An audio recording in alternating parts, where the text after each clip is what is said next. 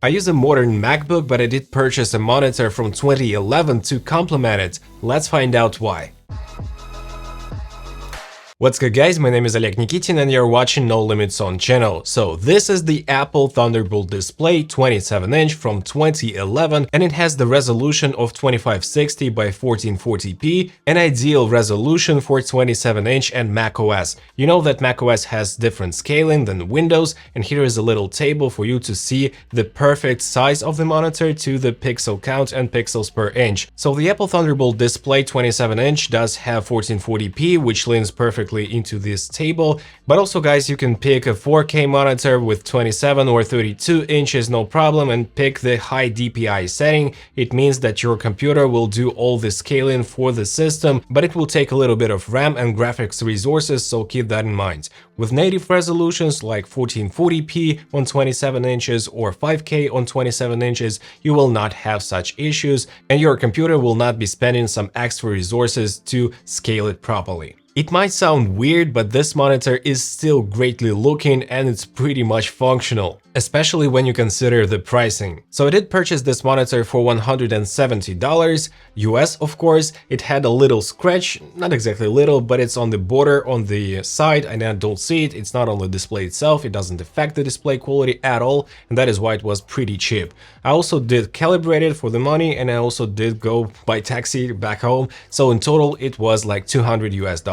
But guys, keep in mind that this monitor does work on Thunderbolt 2 technology and you'll need a Thunderbolt 2 to Thunderbolt 3 adapter to make it work with your current MacBook like M1 Pro, M1 Max, M2, M3, whatever. So it'll be additional $50 extra for the price of the monitor if it's not included in the kit that you're purchasing. But I did have this adapter laying around from my 16 terabyte RAID kind of system, backup drive, let me say, and it was working flawlessly. It's an IPS panel, 60 Hz guys, of course, and in terms of the contrast ratio, it's 1000 to 1, and compared to my 16-inch MacBook Pro with mini LED display, it's like night and day difference, but still guys, all IPS displays and monitors, they do have kind of similar contrast ratios, so it's not a surprise for me. And guys, of course, I had to calibrate this monitor after purchasing because it was too warm and too greenish. So after calibration, I got those results in terms of color spaces. We'll compare it to my 16-inch MacBook Pro, also calibrated.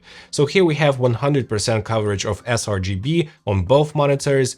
NTSC is 86% for the MacBook and 76% for the Apple Thunderbolt display, then Adobe RGB 89% for the MacBook and 80% for the Thunderbolt display. And also here we have the P3, the most important at least for me, 98% on the MacBook and 82% on the Thunderbolt display. It means that if I want to color grade my image, I'll be using this monitor, but to assemble my timeline, to go work with titles, effects, transitions, etc., I'm okay with using a bigger monitor, it's much more comfortable. The backlight of this monitor is not perfect, but if you sit straight in front of the monitor, it's okay. When you start to tilt a little bit and looking at it at an angle, you see a loss of contrast and a slight shift in colors. But other than that, it's a monitor from 2011, it's around 14 years old, guys. It's older than my daughter, she's in the 5th grade by the way, and it's okay. But what's really lacking in this monitor is the brightness. It's 375 nits,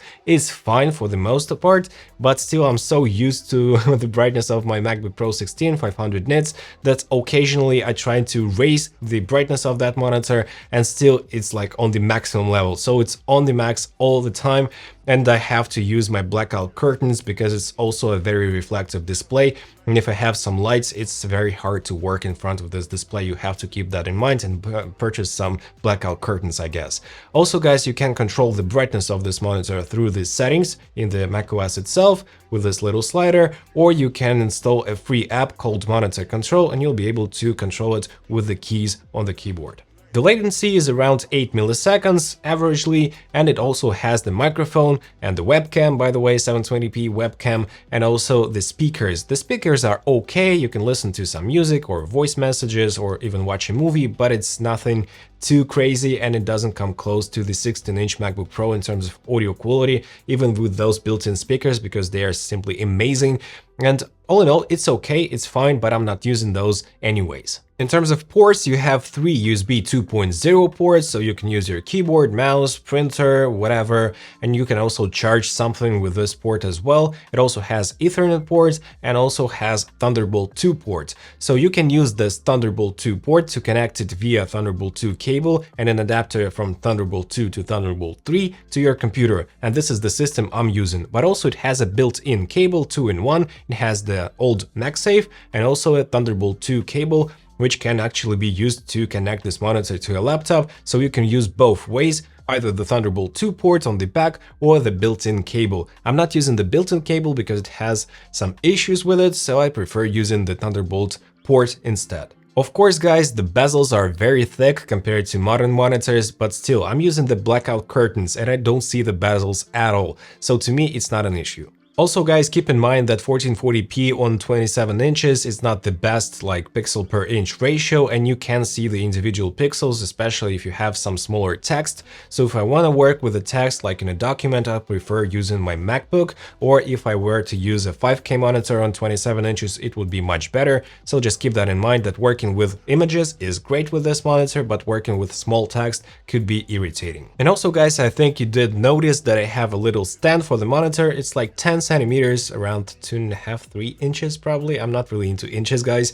And I have it to use my MacBook, my keyboard and the trackpad from the MacBook itself without opening the MacBook like so. So the lid is like super open because it's not very comfortable. So right now I can use my MacBook in a normal fashion as a secondary monitor, as an input device, and still have my monitor on the eye level. So the top portion of the monitor is on my eyes level, and it means that I don't make my back like straining, not doing like so. I sit really comfortably and in a professional fashion, so my back doesn't hurt a lot. So I highly recommend you get some kind of a stand for it, because it doesn't have the height adjustments, it's only a tilt adjustment. And in terms of the design and overall aesthetics, guys, it's an Apple product because it still has pretty thick bezels. It's fine for the 2011, but it also has the aluminum chassis. It also has a pretty beautiful stand, and all in all, it's an Apple product, and I love Apple products for its design aesthetics. So the overall feelings about this monitor, guys, I'll not be lying that 5K on 27 inches is much more preferable, but considering the price difference with even the used LG Ultrafine 5K, it's a pretty decent option.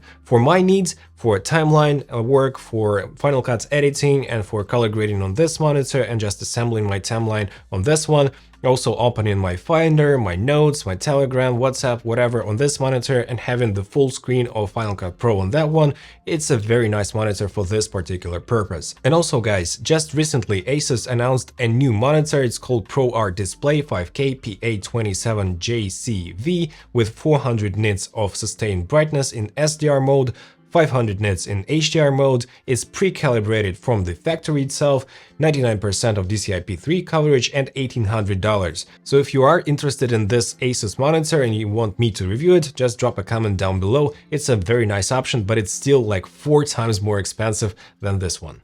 Also, guys, as I've mentioned before, the brightness of this monitor is not the best that I've seen. I wish it was like 100 nits brighter. And guys, there is absolutely zero problem with working on modern M-line MacBooks. No issues whatsoever. You just need a dongle from Thunderbolt 2 to Thunderbolt 3 and no extra steps, just plug and play, everything works. And also, guys, you can purchase this monitor used, test it for around a week or 2, and if you don't like it, you can sell it for exactly the same amount of cash, because this monitor is super popular on the second-hand market. So guys, I can highly recommend you this monitor. You can also have a look at some new monitors at around $200 range, 27-inch, 1440p, but most of those monitors have like 250 nits of brightness, and it's very low, at least in my opinion. So I can recommend you guys looking at $300 range if you want to buy a brand new, but if you have a limited budget of around $200–250, you can take a look at this one for sure. And guys, excuse me for those words, but the vintage vibe from this monitor is amazing.